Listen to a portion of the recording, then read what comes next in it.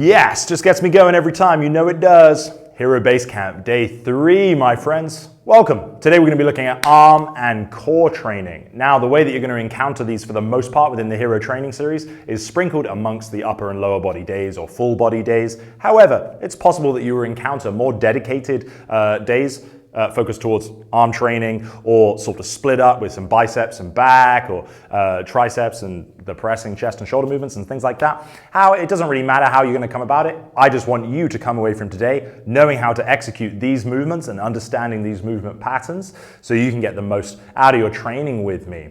We have a lot to come. So first we're going to be looking at bicep isolation. All right, and the way we're going to break that down is in the position of the hands. All right, there's going to be all kinds of different curl variations that you're going to encounter. All right, so let's just understand how our hands are going to be positioned and how that will influence the movement itself. Okay, so we have supinated, where the palm is facing up. You might remember that from day 1 where we were looking at rowing movements. Okay, anytime we're pulling right, we can manipulate that hand position.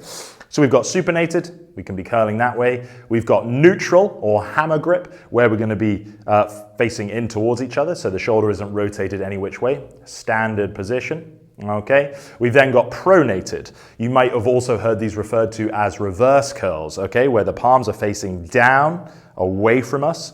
Okay, like so. So 3 different hand positions. There's also a curl variation called a Zottman curl, and that involves curling up supinated, rotating away at the top, and controlling down pronated. Okay, that's a really nice one in there for hitting all those different angles and working the health and rotation of the elbow joint, as well as hitting those biceps. Okay, so I'm going to show you us executing those. It's going to be very, very simple, but naturally, just as we did in day 2, we're going to encounter these within our workout that I'll explain more later on, where we're going to be doing a bicep tricep core workout. Very simple.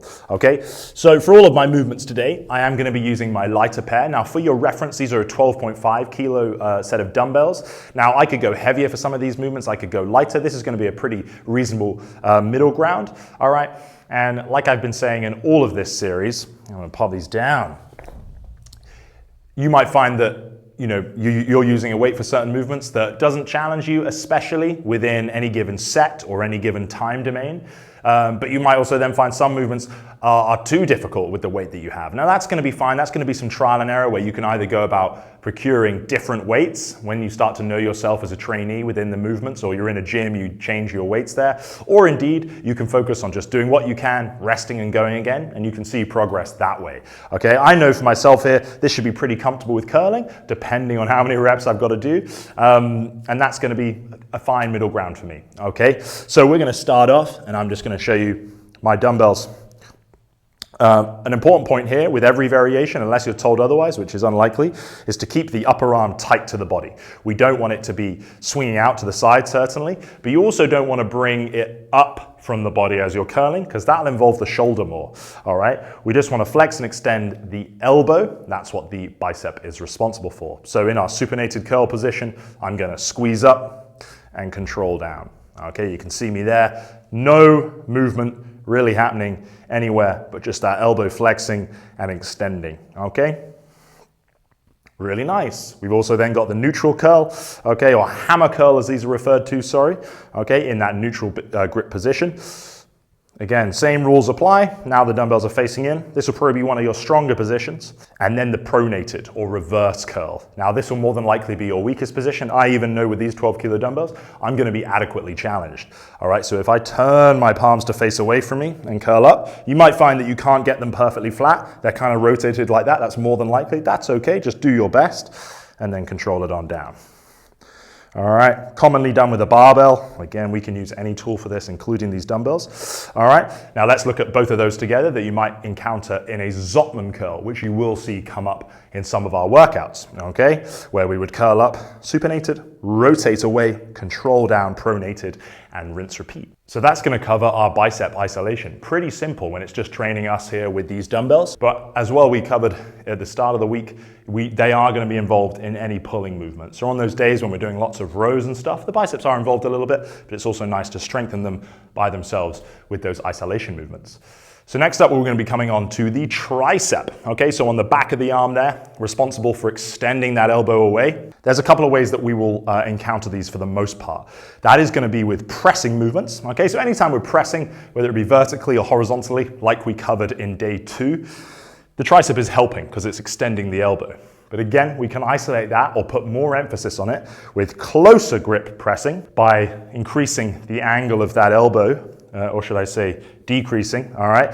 That's more range of movement that the elbow has to go through, puts more emphasis on the triceps there, takes it more away from chest and shoulders. So that would be things like close grip push-ups, close grip presses you're gonna see us do with a dumbbell. Okay, I'm gonna show you that in a moment.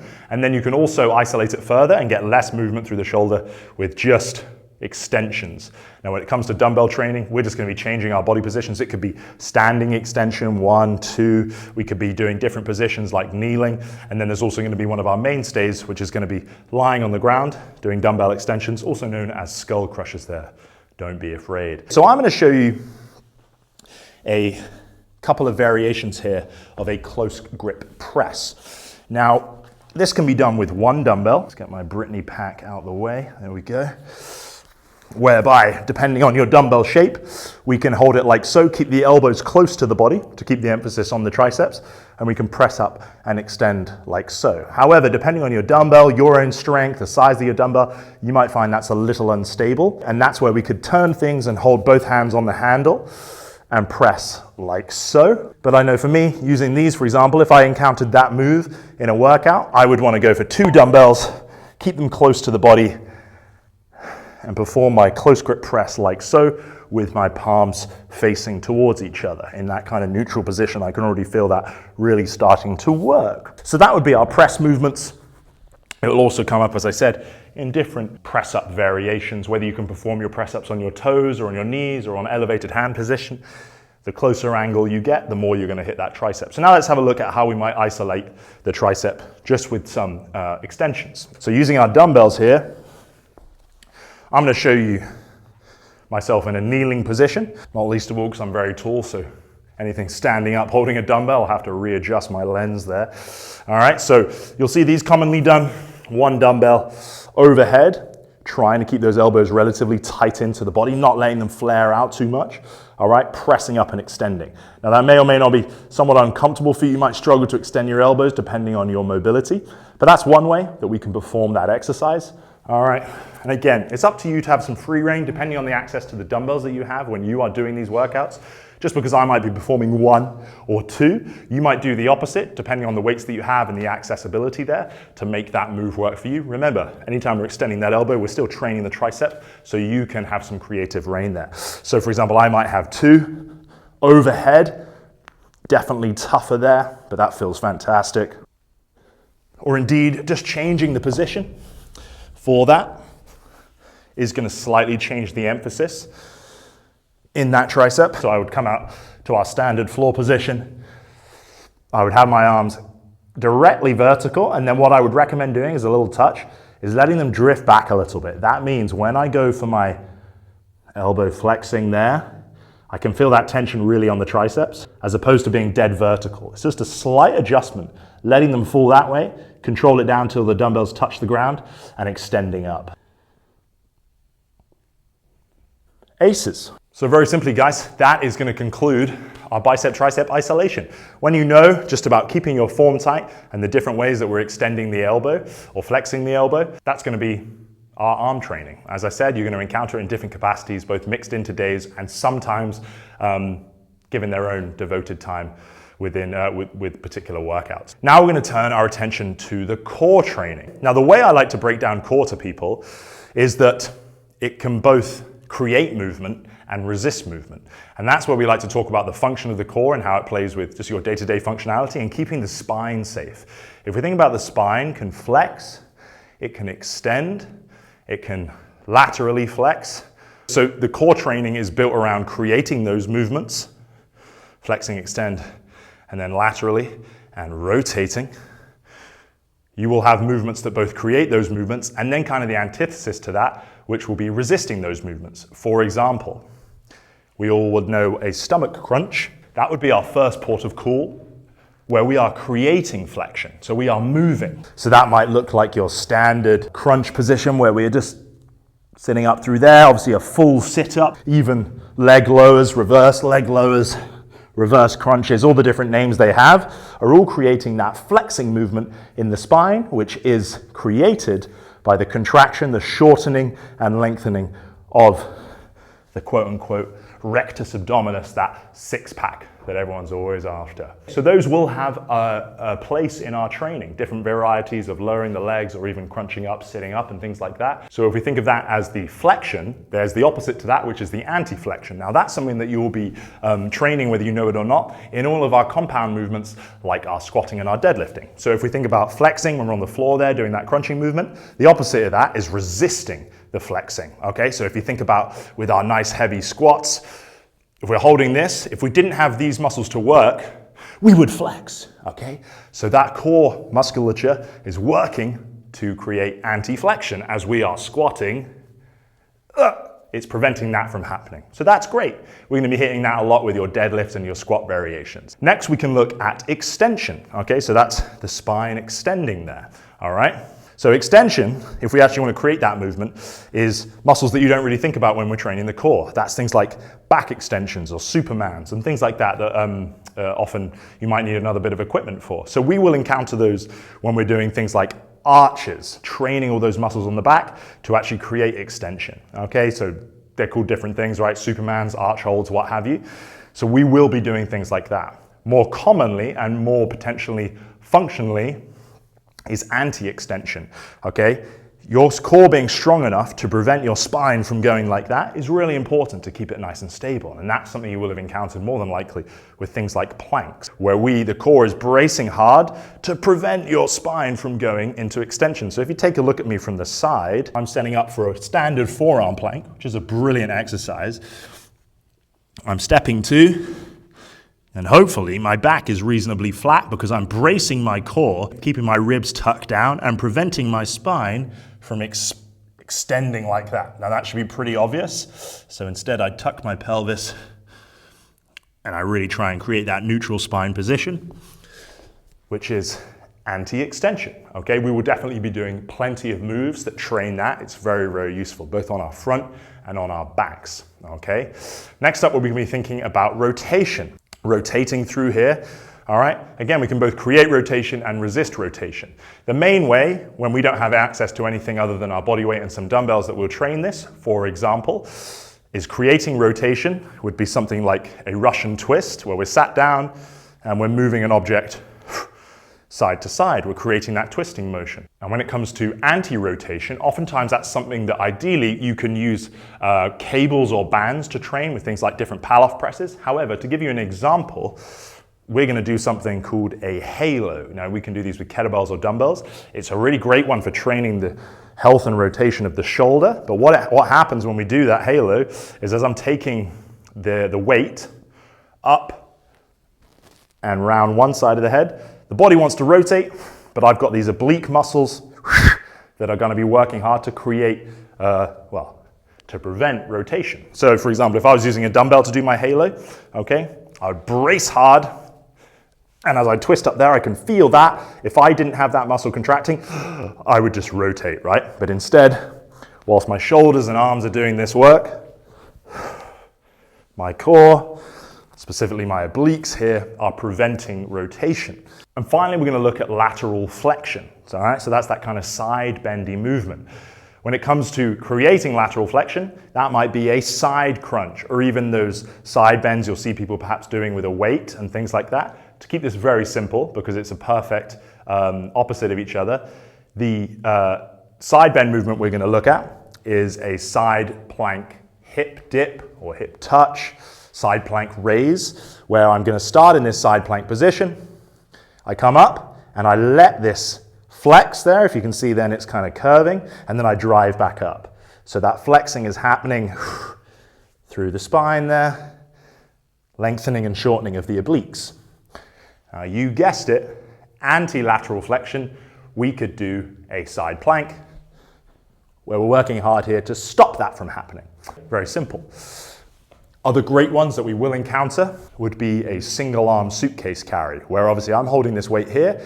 Even this light one proves my point, whereas if I wasn't actually bracing over here, I can feel them working for me a little bit. That would happen, right? So these muscles here are keeping me nice and stable. Now either we would walk somewhere, or we might find we just have to hold one side at a time, okay? Get a nice heavy weight, and that's gonna be anti-lateral flexion as well. Now I know all that sounded very detail orientated, but once you understand core training like this, it's gonna level up yourself as a trainee when you start to see how movements fit into those different buckets, those kind of 4 categories within both creating movement and resisting movement. And not only that, it's gonna help keep you safe, effective within your workouts, and just feeling great for years to come as your spine is nice and stable, not to mention you have a really good, strong core. Now that brings us nicely to the end of the workshop part of this series. Pretty simple there for the most part. So what we wanna do now is we're gonna finish with a bicep tricep core workout.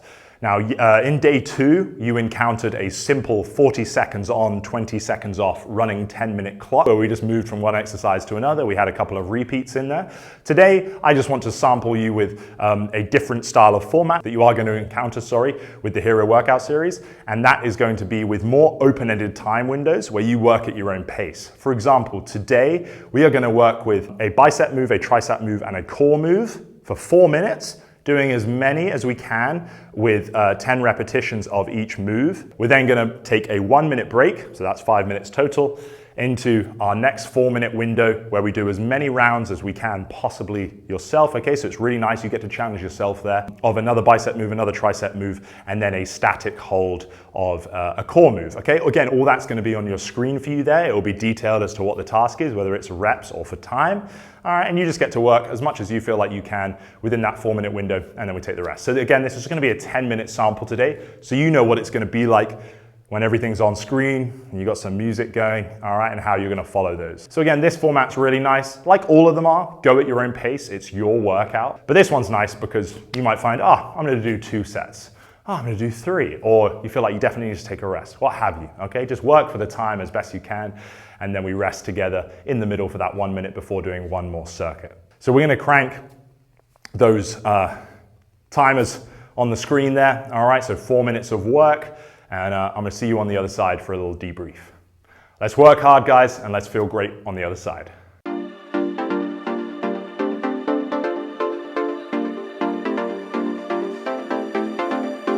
3, 2, 1.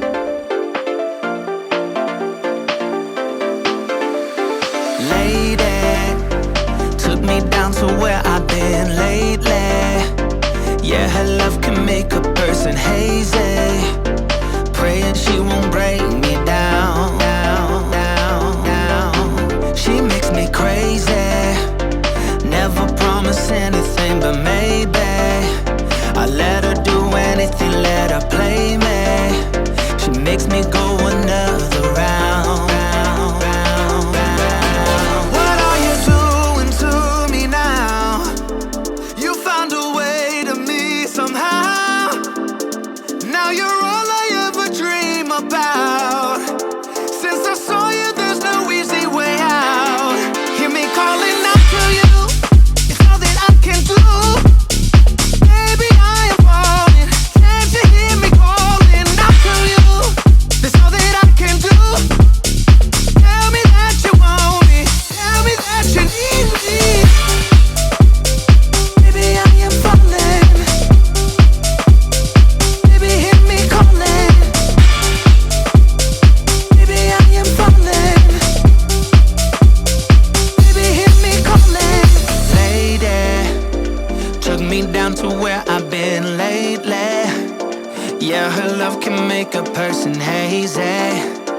Praying she won't break me down.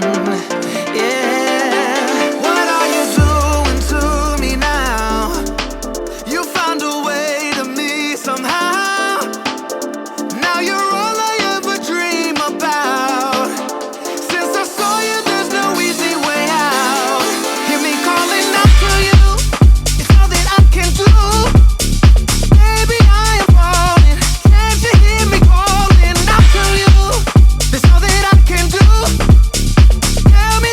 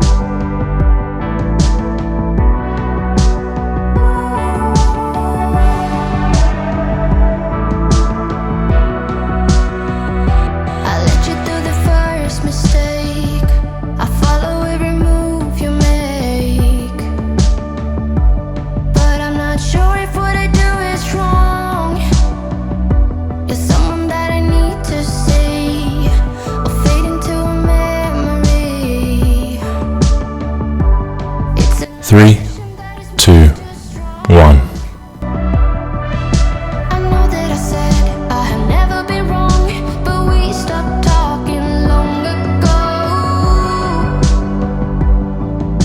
I know that I lost, but I'm not moving on. Something between us still feels strong. I want you to know that with you I feel whole. And if this could last forever, I wouldn't have any other way. I want you to know that with you I'm never cold. Can we spend this life together any other way?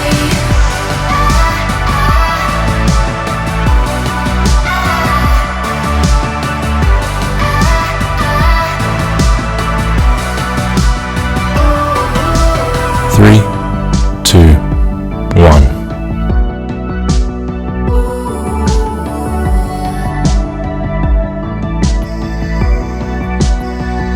I need to make another move, but I got nothing more to prove. And in a second it will all be gone, fade into a memory, something that I need to see. It's an obsession that is much too strong. I know that I lost, but I'm not moving on. Something between us still feels strong. I want you to know that with you I feel whole. And if this could last forever, any other way. I want you to know that with you I'm never cold. Can we spend this life together? Any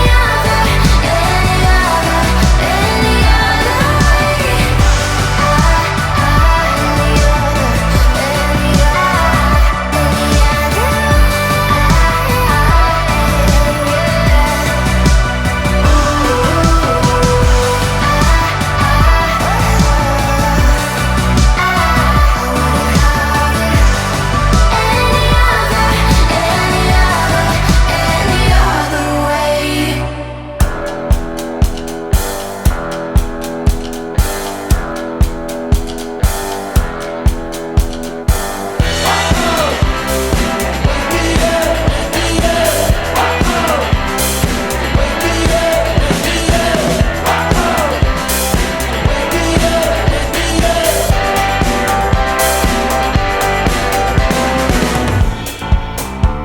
Oh, you have the strangest way of loving someone, and it feels like it's all over before it has begun.